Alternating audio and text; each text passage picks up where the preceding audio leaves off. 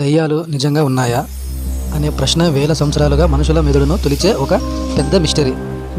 చాలామంది తమ జీవితంలో వివరించలేని సంఘటనలు జరిగాయని, తాము దెయ్యాలను చూశామని బలంగా నమ్ముతారు. ప్రపంచవ్యాప్తంగా అన్ని దేశాల్లో, అన్ని మతాల్లో దెయ్యాల ప్రస్తావన ఉంది. చనిపోయిన వారి ఆత్మలు తిరుగుతాయని చాలామంది నమ్మకం.